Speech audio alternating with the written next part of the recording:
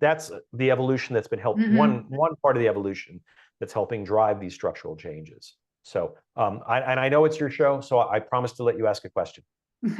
Actually, I want to add to what you said. The Beanie Babies, and there's the spinner, the fidget spinners.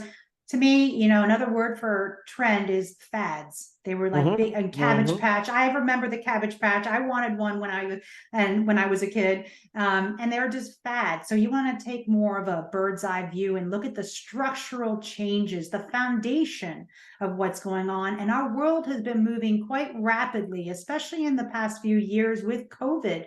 We accelerated the whole, connectedness, and work from home, remote work has increased quite rapidly, which to me, these challenges that we had,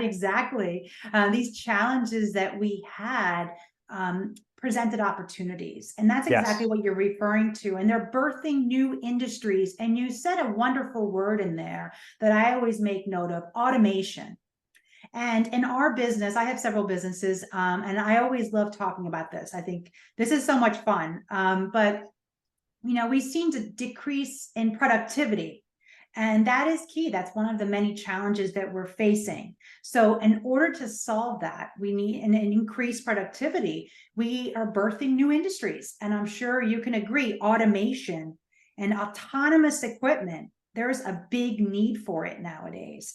So, right? Tell us. So two things. I think I interviewed this company, Presto Automation. They're an AI technology company targeting the drive-through fast food industry. At least that's one of their initial targets. And as I was talking with the then CEO, he shared some roadmaps for drive-through, not just at restaurants, but in other applications as well, drugstores, for example. But he was talking about how in the next several years you could see small form factor restaurants manned by one, maybe two people, where you have essentially cooking robots making the food, and out it comes on a conveyor belt. And that one, maybe two people that are in there, they're only there to manage the IT systems and make sure everything is running.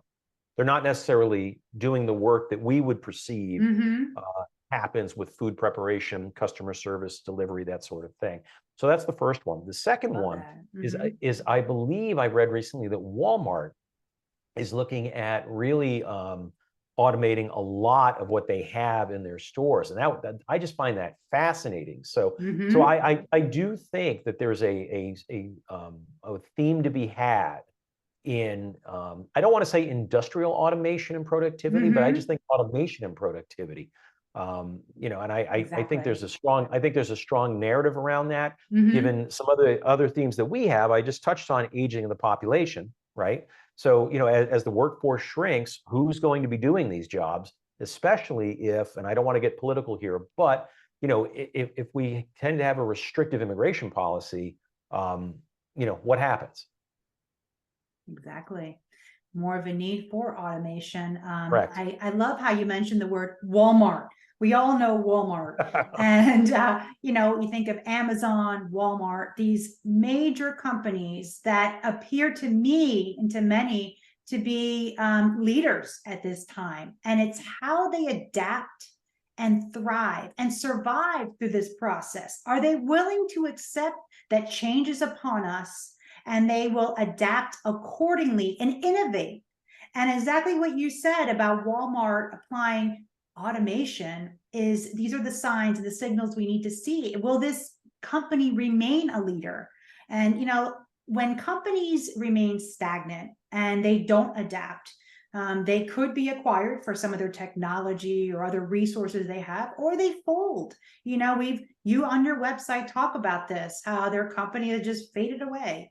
And, and then we see others that are able to adapt and innovate can remain as leaders. And then there's room for emerging leaders.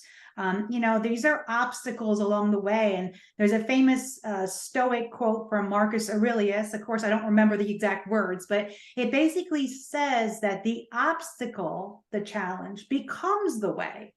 And so these companies now are undergoing fundamental changes. So I think your thematic investing is ever more relevant nowadays because we are undergoing very fast fundamental structural changes. So